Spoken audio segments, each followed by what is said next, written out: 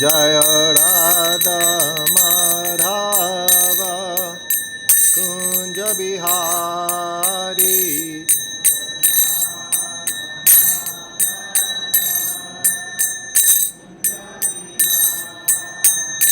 Jaya Radha Madhava Kunja Bihari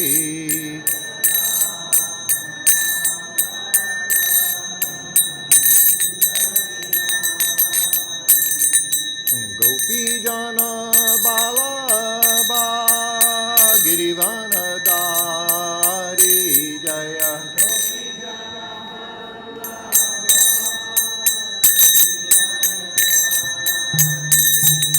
Gopī Jana Bala Girivana Dari Jaya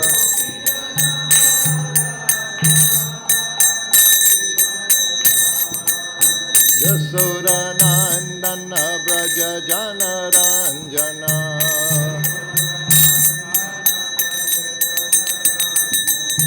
Yasoda Nandana Braja Jana Ranjana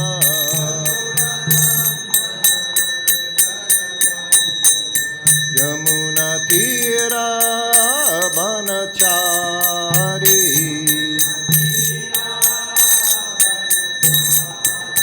Yamuna Tira Banachari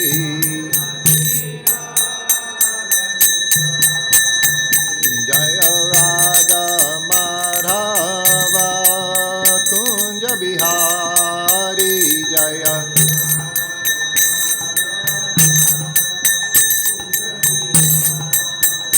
Jaya Radha Madhava Kunja Bihari Jaya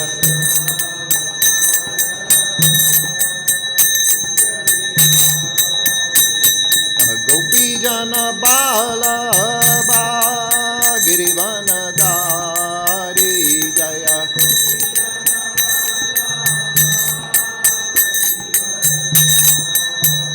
Jaya Gopī Jana Bala Girivana Dari Jaya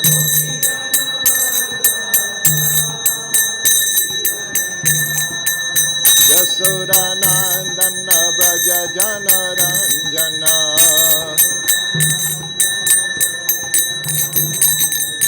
Yasoda Nandana Braja Jana Ranjana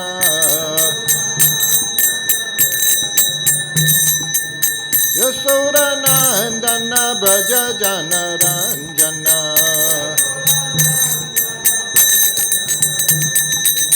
Yamuna Tira Banachari Yamuna Tira Banachari Jaya Radha Madhava Kunja Bihari Jaya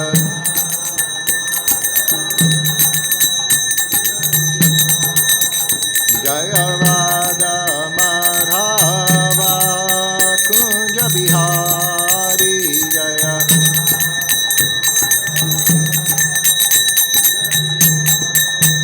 Jaya Radha Madhava Kunja Bihari Jaya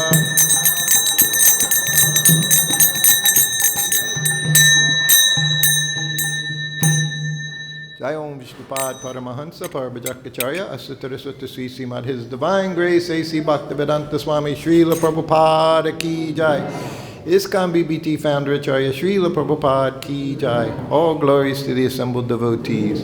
All glories to the assembled devotees. All glories to the assembled devotees. All glories Shri Shri Guru and Gauranga. Glories of Srila Prabhupada.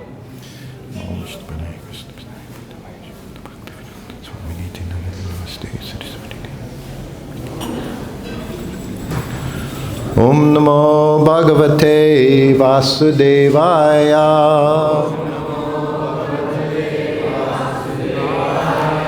Om Namo Bhagavate Vasudevaya.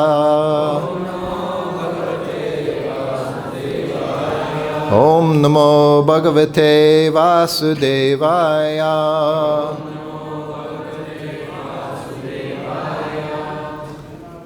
So today we continue with Srimad Bhagavatam, the Gopī Search for Kṛṣṇa, 10th Canto, Chapter 30. I think we're doing text 34.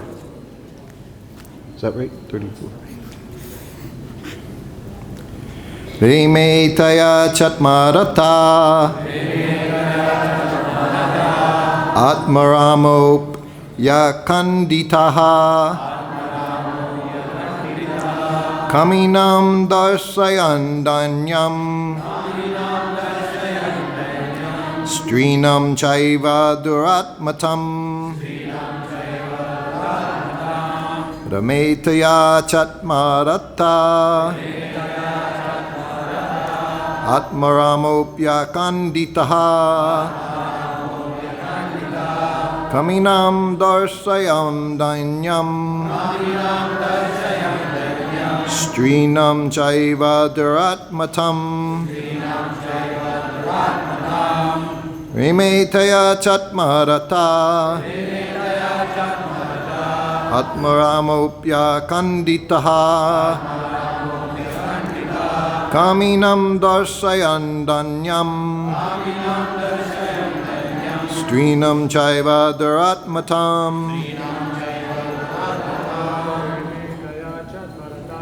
reme tayā cātma-rata ātmārāmo akhaṇḍitaḥ kāminām darśayan dainyaṁ strīṇāṁ caiva durātmatām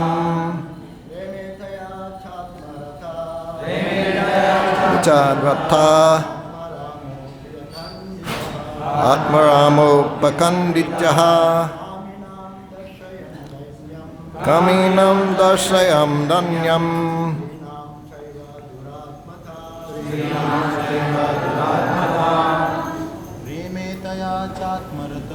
reme tayā cātma-rata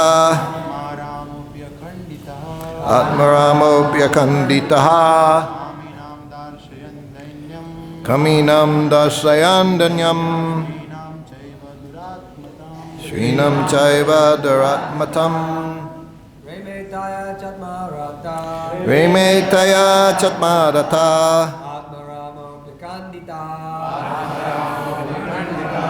kāminām darśayan dainyaṁ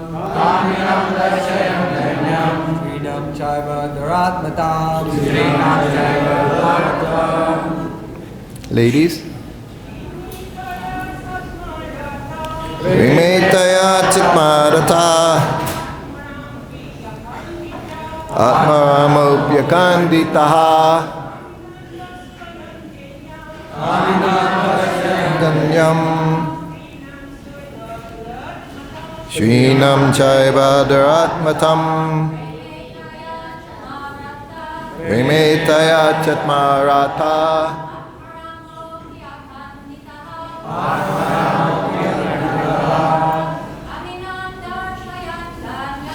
kāminām darśayan dainyaṁ durātmatām reme tayā cātma-rata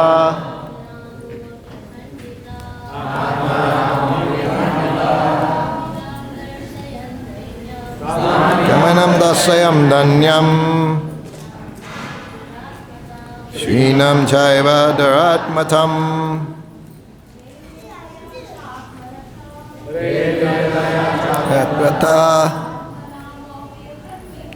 ātma-ārāmo akhaṇḍitaḥ kāminām darśayan dainyaṁ strīṇāṁ caiva durātmatām reme, he enjoyed. Tayā, with her. Cha, and. Ātma-rataḥ, he who takes pleasure only within himself. Ātma-ārāmaḥ, completely self-satisfied. Api, although. akhaṇḍitaḥ, never incomplete, kāminām, of ordinary lusty men, darśayan, showing, dainyaṁ, the degraded condition, strīṇāṁ, of ordinary women, caiva, also, durātmatām, the hardheartedness. Translation. Śukadeva Gosvāmī continued, Lord Kṛṣṇa enjoyed with that gopī, although he enjoys only within, being self-satisfied and complete in himself. Thus, by contrast, he showed the wretchedness of ordinary lusty men and hard-hearted women.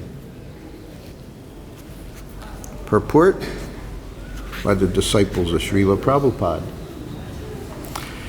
This verse directly refutes the superficial criticism materialistic people sometimes direct against Lord Kṛṣṇa's pastimes. The philosopher Aristotle claimed that ordinary activities are unworthy of God, and with this idea in mind, some people declare that since the activities of Lord Kṛṣṇa resemble those of ordinary human beings, he cannot be the absolute truth. But in this verse, Śukadeva Gosvāmī emphatically points out that Lord Kṛṣṇa acts on the liberated platform of spiritual self-satisfaction. This fact is indicated here by the terms ātma-rata, ātmārāmaḥ, and akhaṇḍitaḥ. It is inconceivable to ordinary people that a handsome young boy and beautiful young girl enjoying romantic conjugal affairs in the forest moonlight can be engaging in pure activity, free from egoistic desire and lust. Yet, while Lord Kṛṣṇa is inconceivable to ordinary persons, those who love him can easily realize the absolute pure nature of his activities. One may argue that beauty is in the eye of the beholder, and that therefore the devotees of Kṛṣṇa are only imagining the Lord's activities to be pure. This argument ignores many significant facts. For one, the path of Kṛṣṇa consciousness of developing love for Kṛṣṇa demands that a devotee strictly follow four regulative principles: no illicit sex, no gambling, no intoxication, no meat eating, fish or eggs. When one is freed from material lust and rises to the liberated platform beyond material desires, one realizes the absolute beauty of Lord Kṛṣṇa. This process is not theoretical. It has been practiced and completed by many thousands of great sages who have left us their shining example and their brilliant teachings concerning the path of Kṛṣṇa consciousness. Certainly, beauty is in the eye of the beholder. However, real beauty is perceived by the soul's eye and not by the lusty eye of the material body. Therefore, the Vedic literature repeatedly stresses that only those freed from material desire can see the beauty of Lord Kṛṣṇa with the eye of the pure soul, anointed with the love of Godhead. It may finally be noted that upon realizing the pastimes of Lord Kṛṣṇa, one becomes free from all tinges of sex desire, a state of mind that can hardly result from meditating upon material sexual affairs. One final note: the conjugal pastimes of Kṛṣṇa perfectly round out his qualification as the supreme absolute truth. The Vedanta states that the absolute truth is the source of everything, so certainly the absolute cannot lack any of the beautiful things of this world. It is only because romantic affairs exist in a pure spiritual form in the absolute that they can manifest in a perverted material form in this world.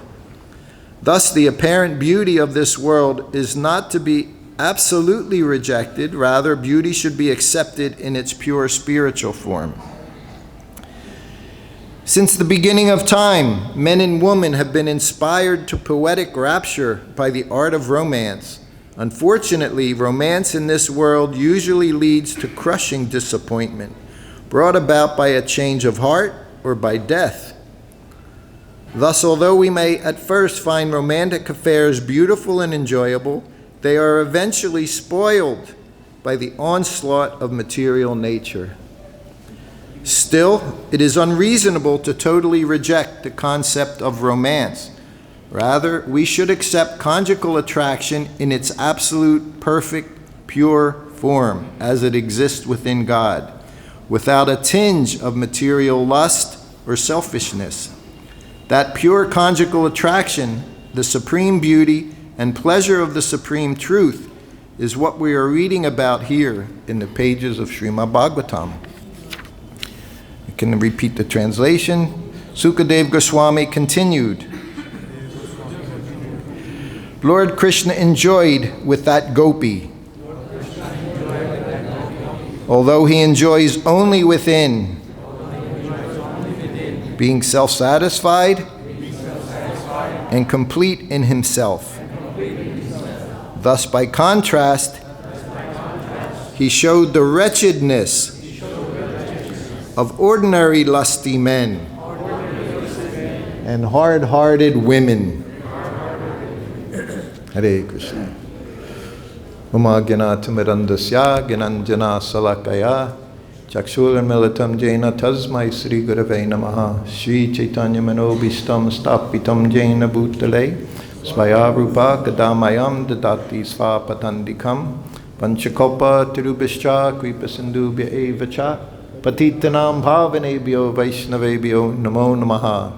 Jai Shri Krishna Chaitanya Prabhu Nityananda Shri Advaita Gadadhar Srivasari Gaura Bhaktivinda. Hare Krishna, Krishna Krishna, Hare Hare, Hare Rama, Rama Rama, Hare Hare.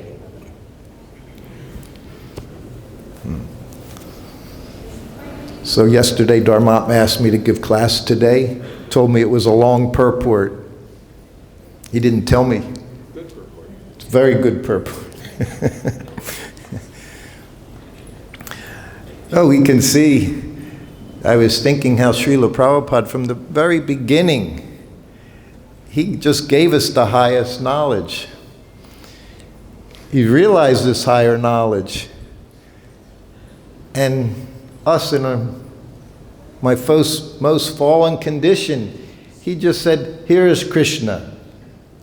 Here is the love of Kṛṣṇa. I've seen just within this lifetime how things have changed so dramatically. Of course, we know Prabhupada born in 1896 in Calcutta, in India, where he would tell us, even in the 70s, that 90% of the people are Kṛṣṇa conscious. Yeah. He said they're not 90%, he said they're that close. He says you just have to turn them, huh?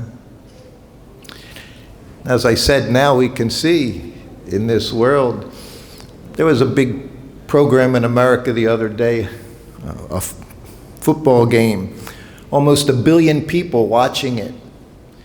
And there was a halftime show. It was the most disgusting show you could see that was there. Everyone from birth up to old age watching what's being described, the grotesqueness here, the perversion within the material world. I was thinking even now, these pastimes, they're not even so, even from the materialistic point of view, this is nothing what goes on here nowadays within this material world. Relationships almost non-existent. It's based on literally satisfying the senses, to senses. When I was in Los Angeles, New Dwarka seemed to be a place for me where Prabhupada would just say things so many times. Don't know why, but it was a very special place. And the one day he's looking out, he would look out the world through his window in his sitting room, Vrindavan, the spiritual world. Everything about that room was transcendental. The color of the walls, everything, it just seemed like you were always in Vaikuntha in Prabhupada's quarters.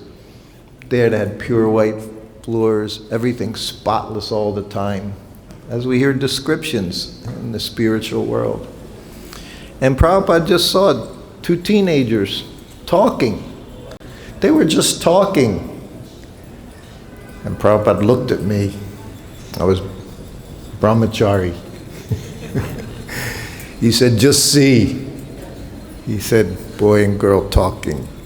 He says in the voice, Prabhupada was so unique. He would say to the boy, say, come on, let's go. Let's go together. He said, when we were young, he said, we also had desires. He said, desires are there in everyone. He said, but you could never even speak to a girl. Couldn't even approach her. Culture was so strong. I did a little video yesterday in Kṛṣṇa Hall, Prasadam Hall. Even the sinks had men's side, Mataji side. This is Vedic culture. This is what Prabhupada was trying. Imagine his determination, imagine his difficulty trying to figure out how to spread Krishna consciousness in a culture where boys and girls are just always together. This is what he saw. He said you couldn't even ask the question. He said, my mother, so this is 125 years ago or so, he said, my mother, she had a friend, girlfriend across the street from their house. And she would visit her, but she didn't even walk across the street. He said that a carriage would come and pick her up, and the carriage would bring her across the street.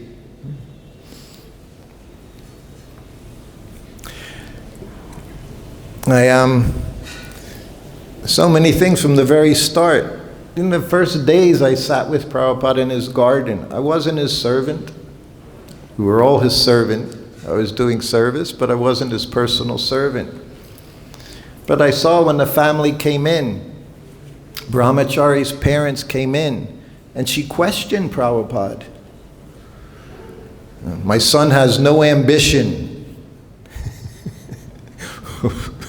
He was such a good boy, going to college, studying to be doctor, lawyer, whatever. Now he has no ambition. And we're all sitting there.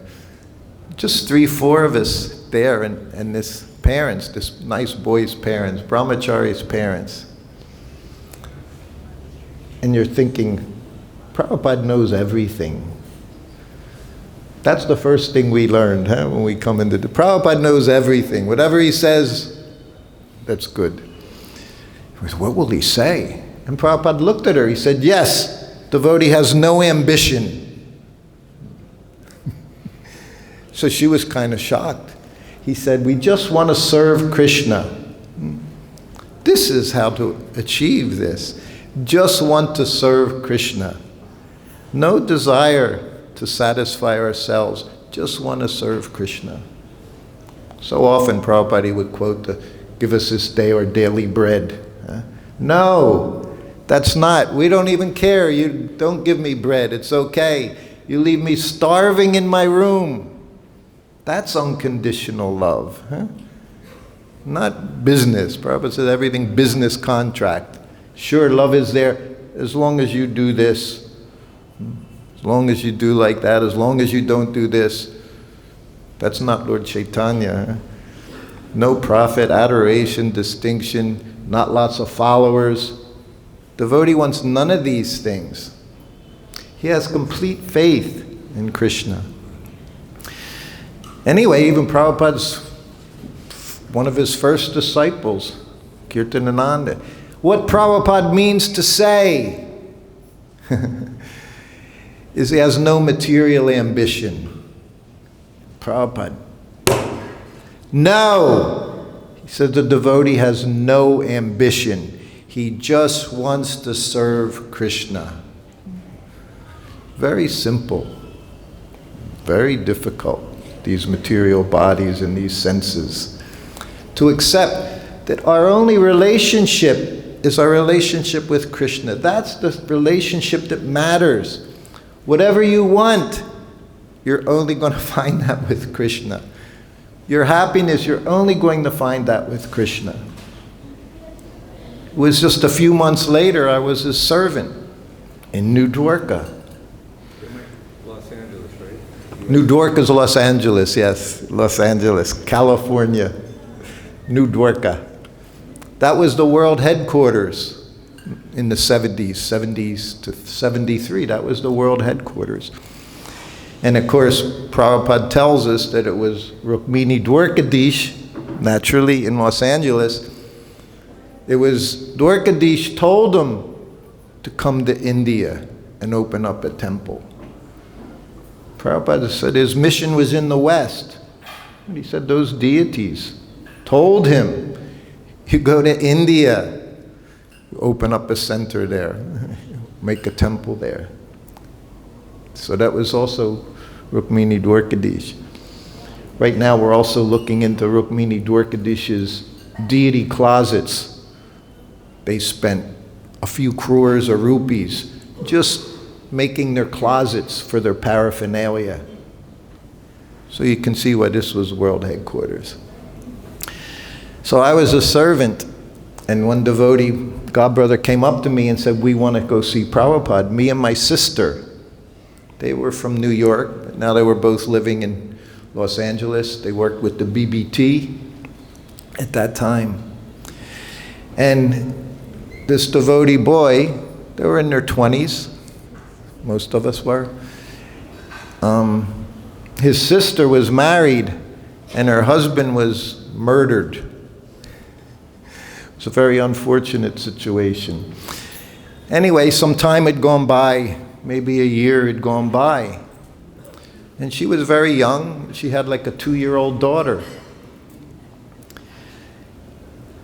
And we all went into Prabhupada's room. And Prabhupada, of course, yes. So the boy started talking. The lady, she was just sitting.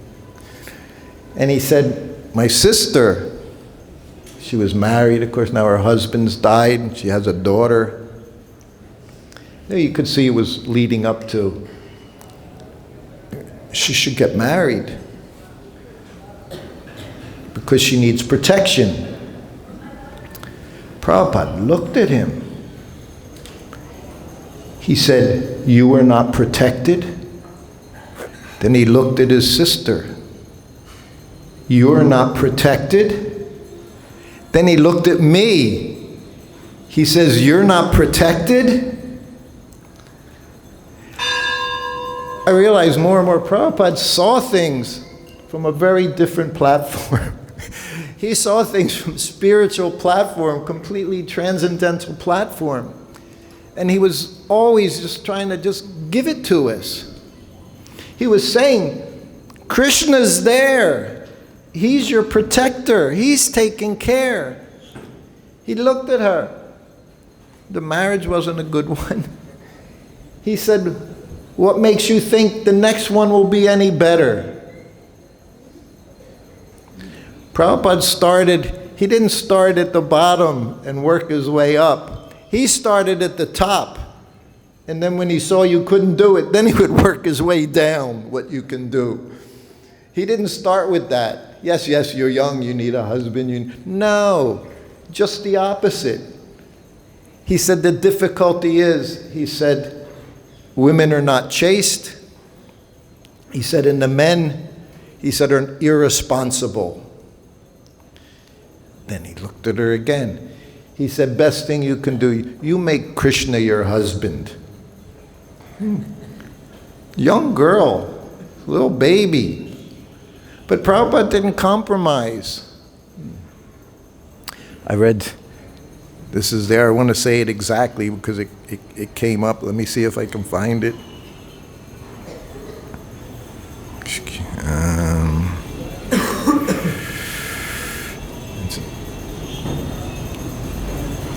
Oh, I can't find it.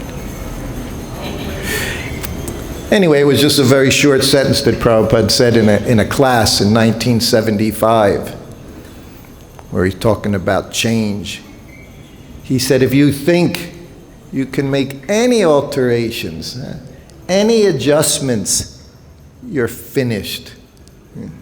If one doesn't follow in parampara. We call this seat, talking from the Vyasa-san. You have only one business, is to repeat.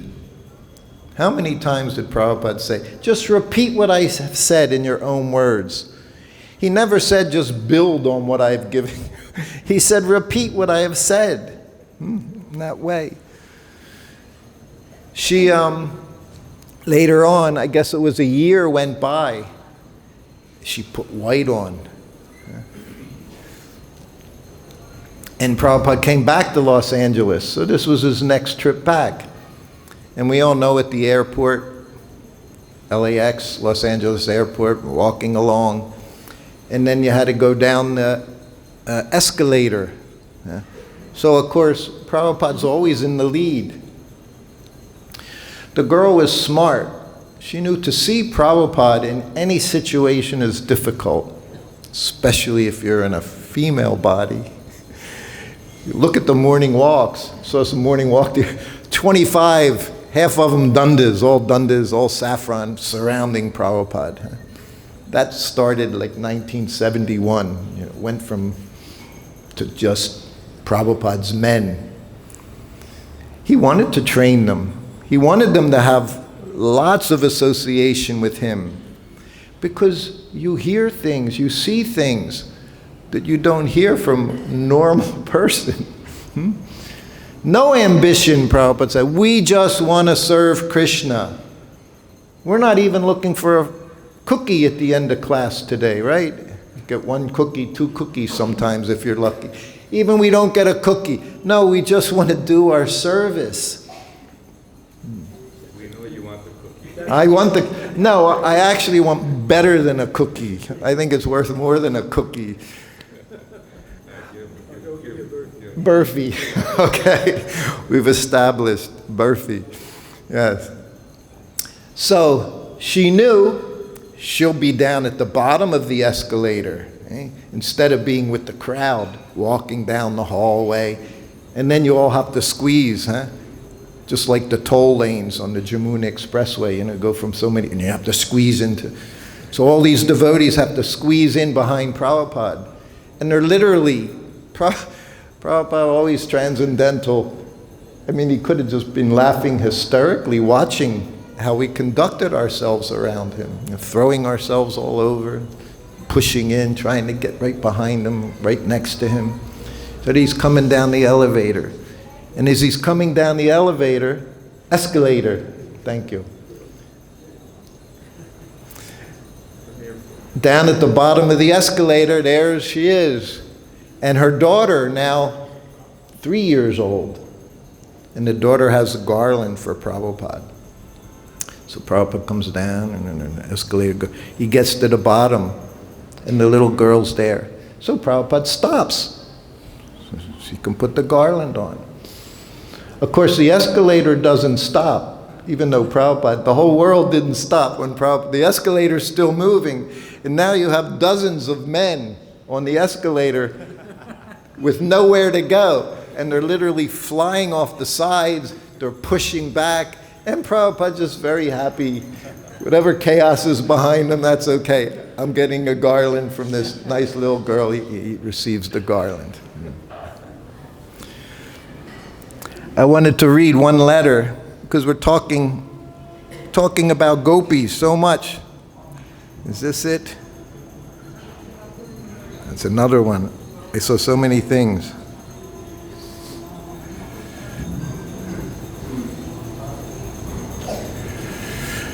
This was a letter at the same time. This was just when I was with Prabhupada in New Dwarka, Los Angeles. So this was May 30th, 1972.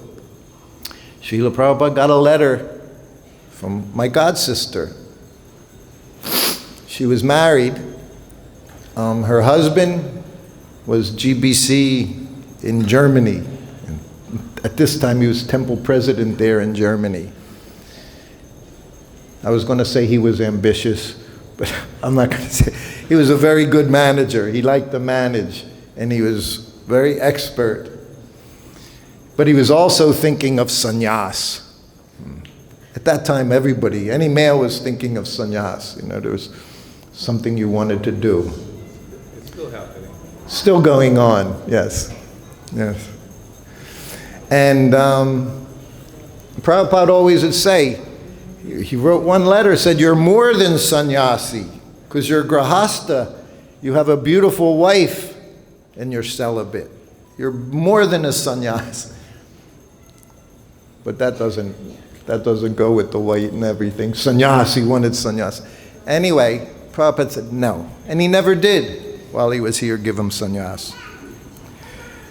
So, she writes a letter to Prabhupada. And Prabhupada responds, I acknowledge receipt of your letter May 30th and have noted the contents.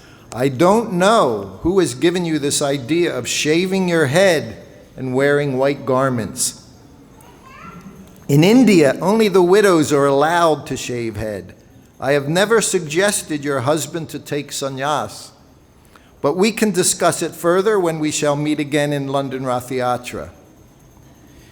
Then he says to her, you remain the beautiful maid servant of Kṛṣṇa. That is your business. And you should dress yourself always very nicely so that Kṛṣṇa, by seeing you, will be pleased. Don't try to be ugly before Kṛṣṇa. Kṛṣṇa does not like ugly gopis. There are no ugly gopis. If Kṛṣṇa doesn't like them, then they're automatically, they don't exist. All gopis are beautiful. Everyone, we're beautiful. We all belong to Kṛṣṇa's family. This is what Prabhupada says. We are transcendental artists, musicians, writers. So everything should be beautiful for Kṛṣṇa. And of course, the point he's making, for Kṛṣṇa. Everything is for Kṛṣṇa. So even we come before the Lord, we're dressing nicely, clean. We always know spotlessly clean, cleanliness next to godliness. But for Kṛṣṇa, this was Prabhupada's understanding with everything is for Kṛṣṇa. Nothing for me. Because if I satisfy Kṛṣṇa, I'm satisfied. And Prabhupada goes on. After all, we are members of Kṛṣṇa's family. Just like Kṛṣṇa had 16,000 wives. And each wife has thousands of servants and maidservants. And all of them are very beautiful for serving Kṛṣṇa and his queens. So the servants of the gopis and the queens cannot be ugly. They are as beautiful as the queens. In the Vaikuntha world, there is no need of serving anything because everything is already clean and beautiful. It is so clean that just like a mirror, when the maidservants would sweep the floor, they could see the reflections of their bodies. So remain always compact in Vaikuntha Jagya. What a term, Vaikuntha Jagya.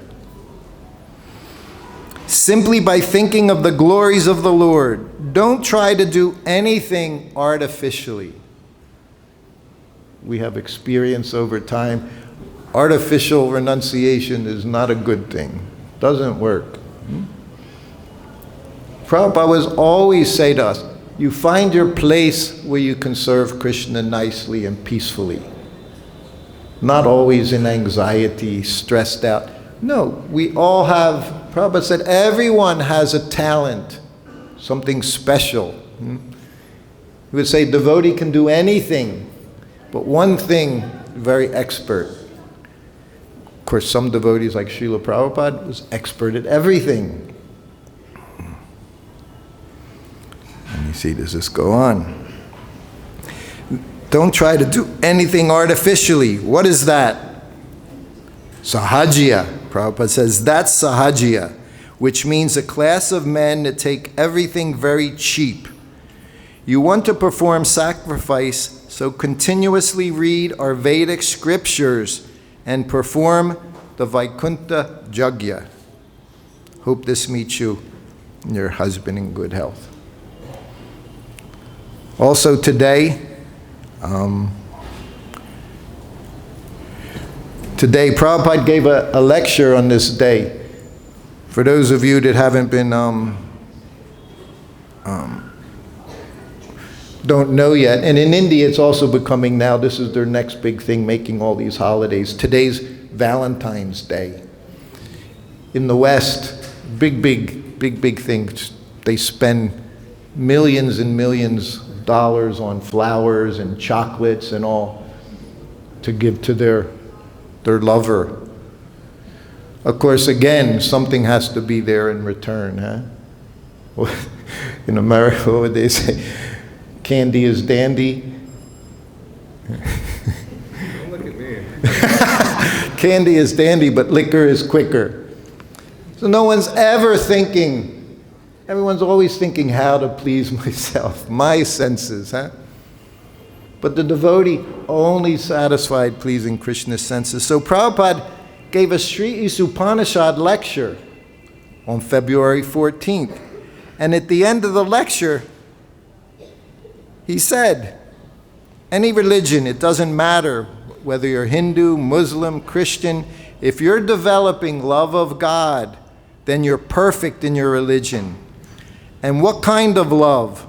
Ahoituki, without any cause. Oh Lord, I love you, God, because you simply supply me so many nice things. You're our order supplier. No, not that sort of love. Without any exchange. This is taught by Chaitanya Mahaprabhu. Whatever you do, aslisya va padavaratam pinastomam. Either you trample me under your feet or you embrace me. What you like. So who has this? This is our aim. This is the position.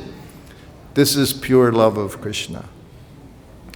You make me brokenhearted by my not seeing you. That doesn't matter. Still you're my worshipable Lord. That is love. That sort of love Krishna wants. That sort of love. Therefore, he was so much fond of the gopis. In the gopis' love, there was no question of business propaganda. Give me this, then I love you. No, that is pure love. If you want to love God, there is nothing throughout the whole world which can check you. Simply you have to develop your eagerness. Krishna, I want you. That's all. Then there's no question of checking. In any condition, you'll increase your love, increase your love. If you can develop your love for God or Krishna without being checked, without any cause, then you will feel fully satisfied.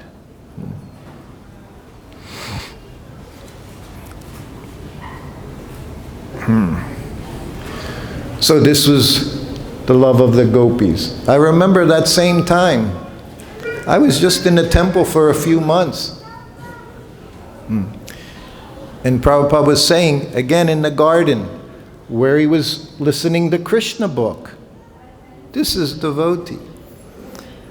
I think every day I was with Prabhupada, I saw him reading his books. Who were we? Prabhupada was reading his books. Reading him, as he said, the words are from Kṛṣṇa. He says, when I read it, I can't even believe it myself. Such amazing things here. But he did read. And he read it fully satisfied. I've told so many times the story when Prabhupada called me into his room over the course of 2 years, 3 separate occasions in 2 years, in the afternoon, which was his reading time. That was his reading time, bhajan time, play harmonium, chanting. He took that time for himself. And the first time he called me in, always reading a book, sitting behind his desk with his reading glasses on. And the first book was Bhagavad-Gita. And he looked at me, he was in ecstasy. Just like when I read Kṛṣṇa book to him in the garden. Prabhupada went into laughing hysterics when Kṛṣṇa killed the demon. We're sitting there listening to a story. But Prabhupada was very, very different. He was absorbed. I can't say I don't know what he saw, what he heard, but I could see that he was completely 100% absorbed in hearing these pastimes about Kṛṣṇa. And when Kṛṣṇa killed that demon, he laughed and laughed and laughed, and body shaking, everything shaking, and tears coming. 2 days in a row, I read story, and each time he started laughing and laughing. That was full enjoyment, full pleasure Srila Prabhupada had. So now this is just Prabhupada as he's traveling around the world. His books are always there in his room.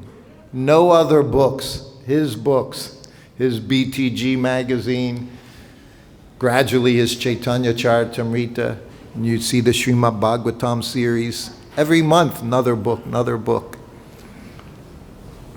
And he called me in, and I sat down, and he just looked at me and said, "This book is so nice. If you just read this one book, you can become Kṛṣṇa conscious." It was just me sitting there on the other side of the desk. He said, "You don't have to read so many books."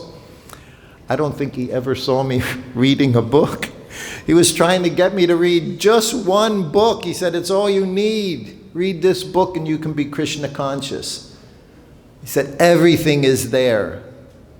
Then he put his head back down, started reading. So I offered obeisances and left.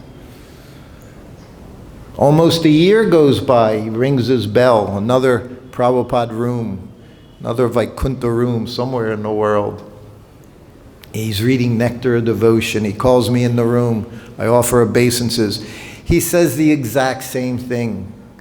"Just read this one book," he said. "You don't have to read so many books, hundreds of books. This one book," he said, "is so wonderful." This is the devotee, reading, chanting, serving.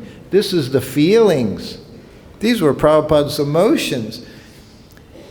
He was, only thing I can think, he was in so much ecstasy that he even had to ring his bell and let his servant know. He was feeling so much ecstasy. He just wanted to share it. He said the same thing, and I never say a word. I'm just looking at him. "Just this book," he said, "you read it. You can become Kṛṣṇa conscious." Then again, he took the book. He doesn't say, "Okay, I'm finished with you, you can go." No, he just goes on to the next thing. You know what to do. This is devotee. So again, I offer obeisances and I leave the room. Then it was Juhu. We all know where Juhu is. That's just south of Mumbai. Little fishing village it was. Prabhupada turned it into his office, his Kṛṣṇa conscious office. So he's there, and he rings the bell. Ring the bell, you go in the room, I offer obeisances, and he's reading Kṛṣṇa book. That was my very first service to him, was reading Kṛṣṇa book. And Prabhupada's reading Kṛṣṇa book. This is 4 years later. It's not that it got old. No, it's fresh. It's fresh and new, and Prabhupada's reading it, and he calls me in. I offer obeisances. What did he say? "If you just read this one book, you can become Kṛṣṇa conscious." Kept saying it. Every time he said this, "You don't have to read." He said hundreds of books. He said, "This book is so nice. It's so sweet. Everything is here. Just read this one book." And he's looking at me, and I never say anything. I don't know, maybe I should have said something. Sometimes I think so many things I should have said, so many questions I should have asked. I never did. But he kept looking at me. He didn't put his head down. So I'm sitting. He looked at this sorry. He said, you don't even have to read the whole book.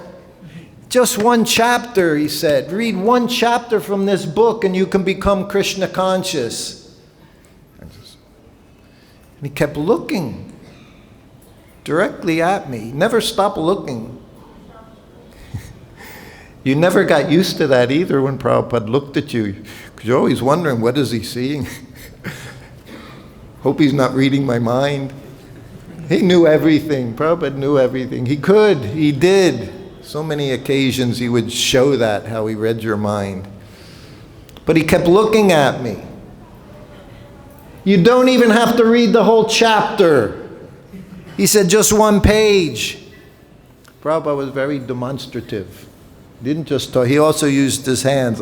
So he's going up and down the page, just one page from this book, this Kṛṣṇa book. He said, it's so nice. You read this one page, you can be Kṛṣṇa conscious. He's still looking. I'm sitting there. I'm a little uneasy. You don't even have to read the whole page. Just one line, Prabhupada went across the page. Just one line from this book, if you read from this Kṛṣṇa book. One line, he said, you can be Kṛṣṇa conscious. And he's still looking at me. Phew. Don't even have to read the whole line. One word, Prabhupada said, one word. If you read one word from this book, you can become Kṛṣṇa conscious. He said, because Kṛṣṇa is in every word. This is what Prabhupada saw. Everywhere, Kṛṣṇa. This is devotee.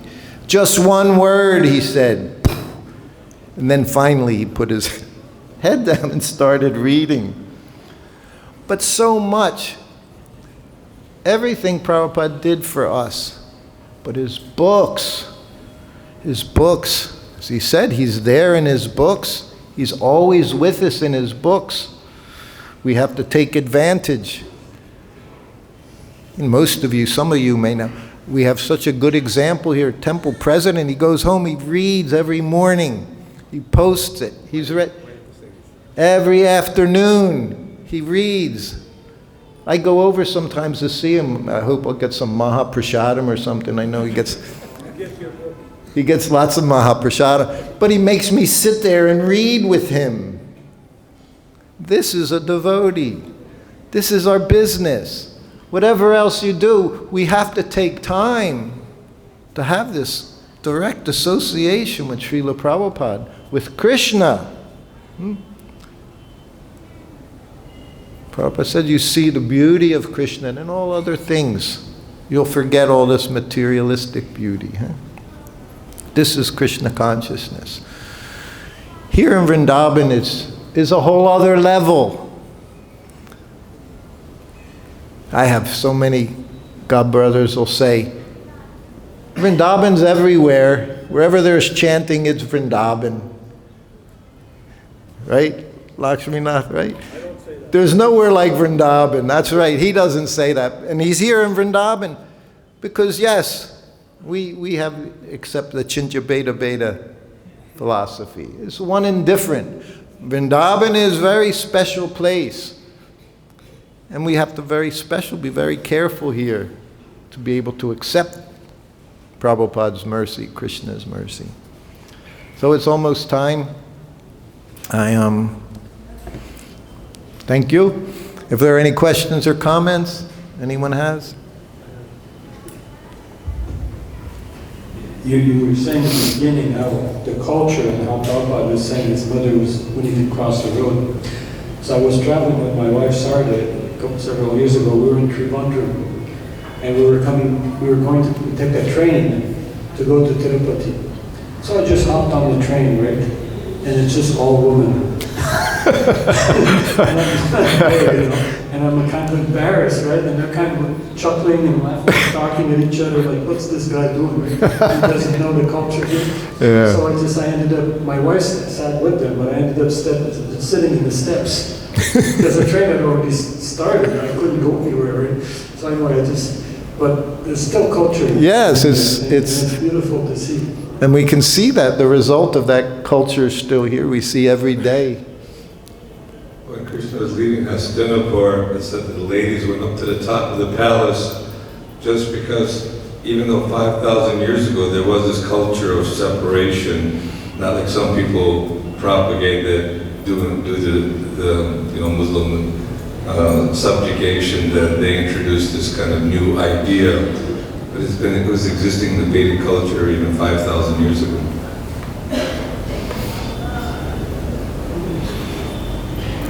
There's a question up there. Anyone? Yeah, come, run forward. Come up this way. Yeah, help us. Meet you halfway.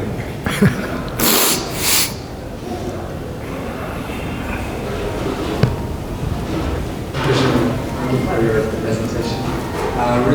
Speak closer. I was really touched by that example you gave of Prabhupada, how he said no ambition, just a desire to serve Krishna. So about the spiritual part of the desiring, how do we integrate that? Are we not aiming to see Krishna, to love him?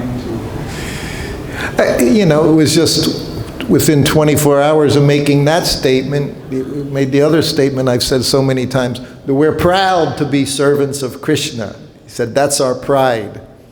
So all these things are there, naturally, so many qualities are there. And I've also gone into Veda base and looked up the word ambition. So devotee also does have ambition, but it's a different kind. Just like everything, it's transcendental. Like he says, devotee, in the spiritual world, when they see someone doing better, they're very happy for them. Just like in book distribution. You may distribute 100 books. Somebody does 500.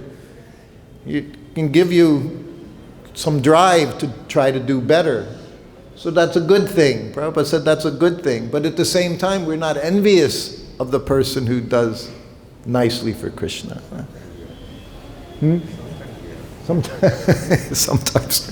Sometimes we are. Yes, that's a fact. I don't think somebody's doing good and you're having a hard time, you get a little jealous. But that's transcendental jealousy. And then you go up to him and say, what are you doing, right? Anything else? Prabhupada? Hare Krishna. Thank you so much for your presentation. I have a quick question. When you covered the section of love, I always like to help and give love a lot. But at the same time, I have seen people having a different opinion, and also they are feeling a bit of inferiority as well. Is there a way where we should propagate love in a proper way, or should we have a balance or a threshold to proceed with that?